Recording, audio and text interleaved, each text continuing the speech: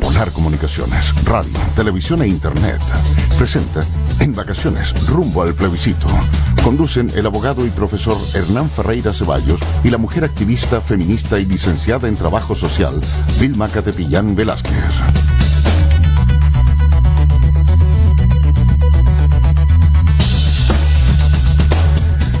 Aló, muy buenos días a todos, a todas. Vilma, muy buenos días. Muy buenos días, Hernán. Una linda mañana, un lindo día. Sí, amaneció muy fresco, muy... Sí, pero yo creo que menos que ayer. Hoy día está más temperado. Está muy agradable el día. ¿Viene más que ayer? Sí, parece. Como rara la cosa. Estamos un poco cambiados allí. Pero muy buenos días a todos, a todas, a todes.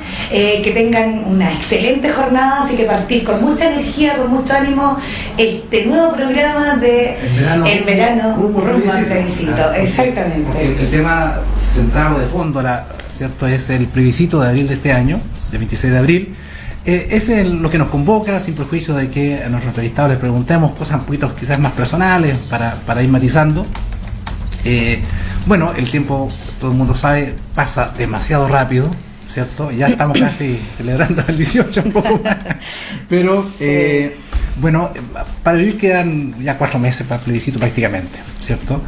Y hay una ruta, un cronograma, que ya el servicio electoral ya lo publicó, y creo que es necesario que la gente también se informe de cuáles son los hitos más importantes, porque hay varios en realidad, pero vamos a ir dando los datos más importantes. De todas maneras, ¿cierto? de todas maneras. Porque hay que recordar también que esta es una elección, este es un plebiscito, pero que supervisado por CERVEL, con las normas, ¿cierto?, electorales normales, por así decirlo, que se aplican a todas las otras elecciones, y por tanto tiene un cronograma bastante rígido, que no es posible cambiarlo, porque si no los plazos no dan, ¿cierto? Exacto.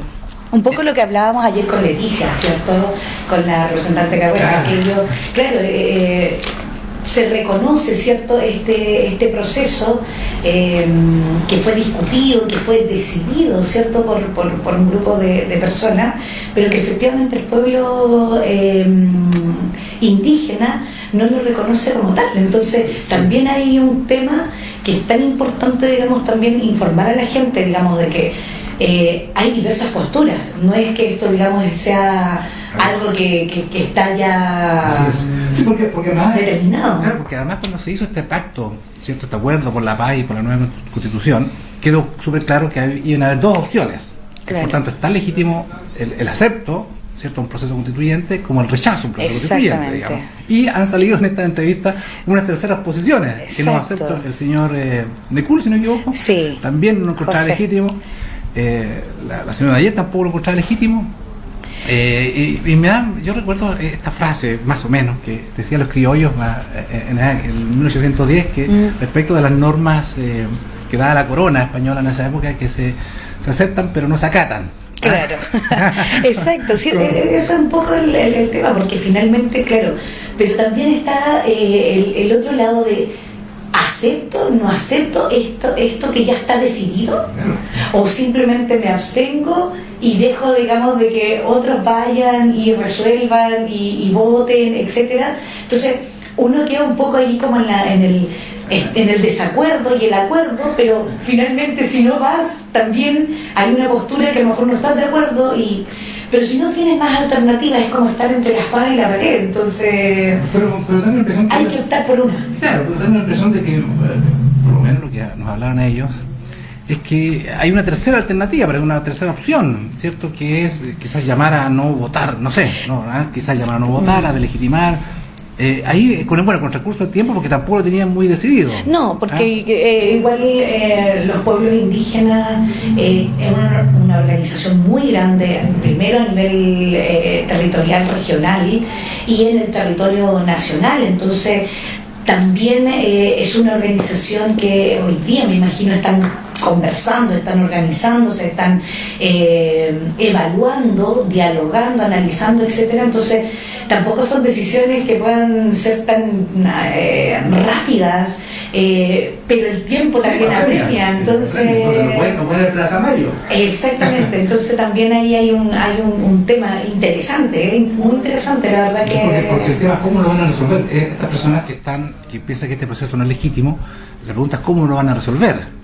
Algunos, ¿cierto?, van a llamar quizás a la abstención, a no ir, otros quizás van a tratar de, en los locales, tratar de hacer algún problema, no sé, claro. Tipo PSU, que hay gente que no está de acuerdo y por tanto, ¿cierto?, hace manifestaciones locales y otras manifestaciones más de fuerza.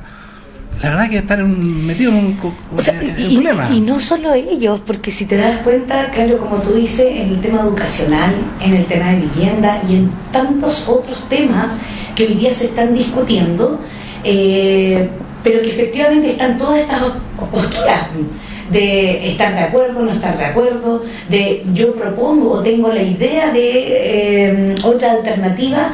Entonces en todo se da este orden de cosas. O sea, con el tema de la PSU fue lo mismo. O sea, claro, unos dicen yo quiero que mi hijo dé la prueba, o estudiantes que quieren dar la prueba, otros que no, y otros que dicen bueno, esperemos, y hay flexibilidad, etcétera. Pero finalmente, y creo que se da en todo tipo de problemática de lo que está ocurriendo hoy día en Chile, si lo analizamos y evaluamos, porque nunca vamos a estar de acuerdo en todo, ni nos vamos a poner de acuerdo en todo. Sí, o sea, sería el ideal, claro. Es ideal, digamos, ideal, pero lo que sí, no sé, me imagino que tú también esto concuerdas conmigo, es que cualquiera sea nuestra opinión, cualquiera sea nuestro pensamiento, nuestra idea de algún tema en particular, creo que la violencia, ¿cierto?, no es el camino para solucionar esto, porque así como palabras sacan palabras, actos de violencia sacan actos de violencia, ¿cierto? Porque definitivamente si tú, un sector, lo que sea, 3, 4, 5,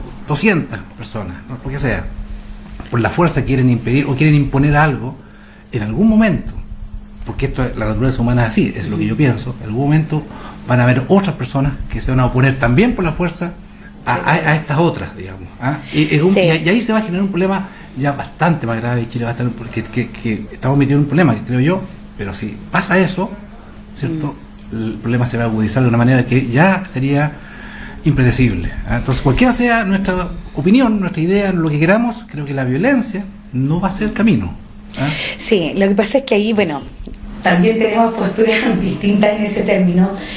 No estoy avalando la violencia en lo absoluto, pero sí las formas de manifestación y los mecanismos de cómo las personas, digamos, han tenido en la historia también para levantar sus demandas, porque efectivamente el enojo, la rebeldía, ya el estar, digamos, cansado de tanta vulneración, de tanta violación de derechos humanos, han hecho que en nuestra historia en Chile construyamos estos mecanismos y estas formas de hacer las cosas.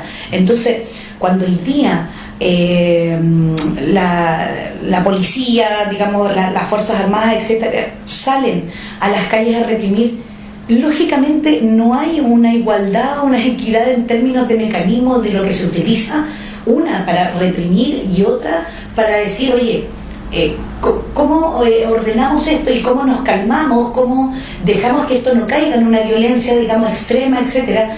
Pero que finalmente las personas están en su derecho de manifestarse, están en su derecho de salir a la calle y de levantar sus demandas, porque finalmente, si tú te das cuenta, y esto lo hemos conversado también con otros grupos de personas, es que todo lo que se ha levantado en la calle, la problemática que se ha ido, digamos, discutiendo, hoy día no se está hablando, no se está dando soluciones en términos de decir, bueno, que este paquete de medidas sociales, de soluciones, digamos, a la problemática de la gente, no está dándose. No se está dando en la discusión, ni siquiera en el Congreso o en otras instancias están hablando, por ejemplo, del tema de vivienda, el tema de los adultos mayores, las pensiones, el no más AFP. Viene de tantos años y hoy día con el estallido social sí se agudizó más el petitorio, pero es ¿Es lo que quiere la gente, ese porcentaje de edad, que se aumentó, digamos, ahora el tema de las pensiones? No, eso es lo que la gente está diciendo, o sea, no estamos de acuerdo con eso, con lo que nos presentó el gobierno. Entonces, después sigues en un tira y afloja, pero finalmente de lo que quiere la gente, de lo que pide la gente, no se concreta. Mira, el tema de la FP es muy interesante. Bueno, para todo el mundo es interesante, es un tema que preocupa a todos, me incluyo obviamente, digamos. Pero fíjate que la oposición, la izquierda hoy día, ¿cierto?, hace una propuesta, ¿cierto?, de pensiones, de mejorar las pensiones, claro, subir un 6% las pensiones, crear un ente estatal, pero no elimina la AFP. ¿Ves? No elimina la AFP. Claro, la propuesta que hace hoy día la oposición no elimina la AFP. Entonces, ¿y esto qué tiene que ver con el tema constitucional?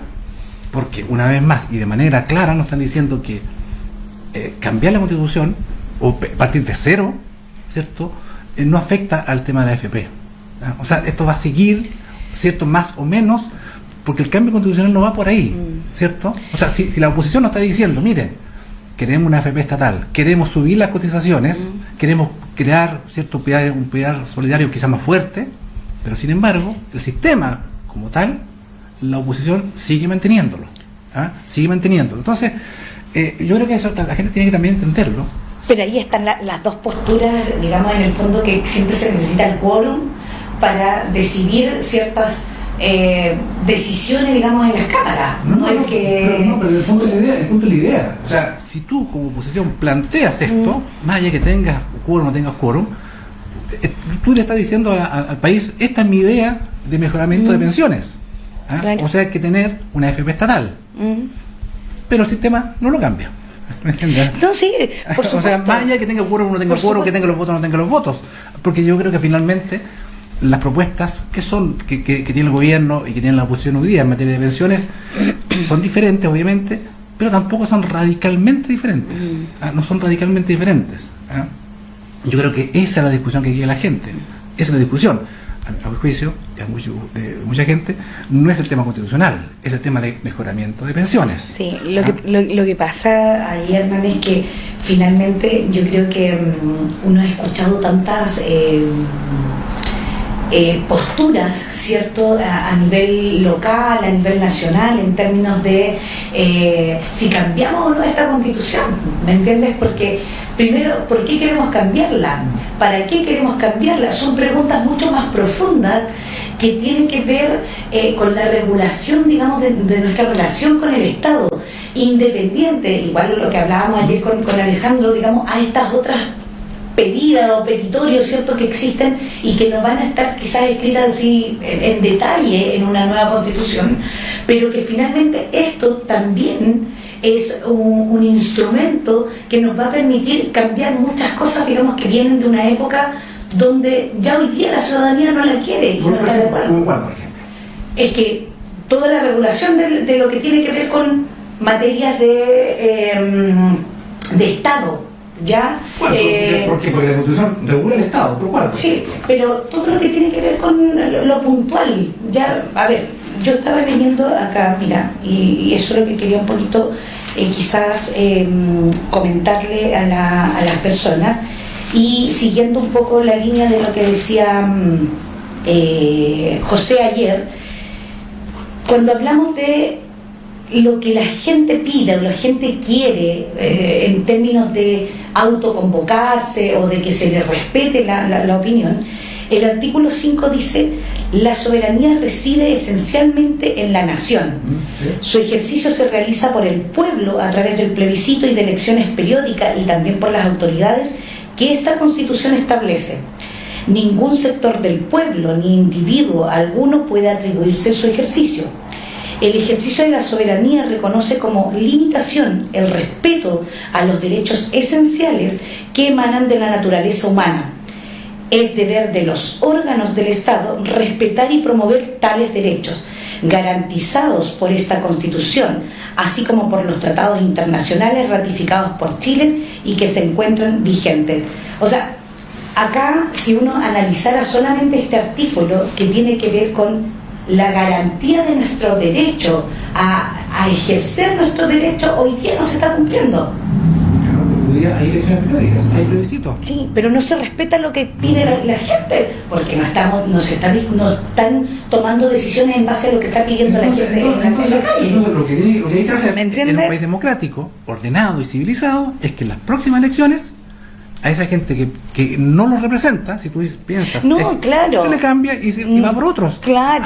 Así se dirimen en países civilizados. Totalmente de acuerdo. Incluso más, si alguien quiere aumentar, ya se aumentó el número de diputados para que hubiera más representación. Ese sistema, por ejemplo, ¿cómo lo sacamos? ¿Cómo lo eliminamos si no estamos de acuerdo con este sistema, digamos, de elecciones de parlamentarios, por ejemplo?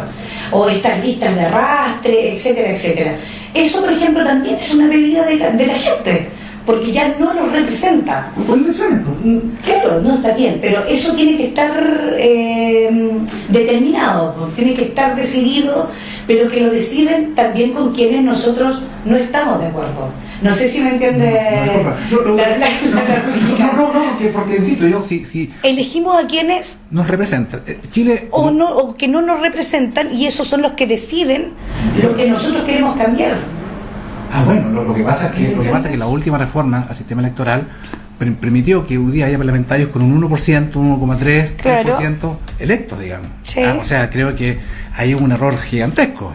Pero y hoy día la gente lo está resintiendo. O sea, ¿cómo se fue capaz de tener a una persona con un 1,3, otro un 3% electo y representándonos a nosotros? Pero bueno, ese fue el sistema que los parlamentarios se dieron.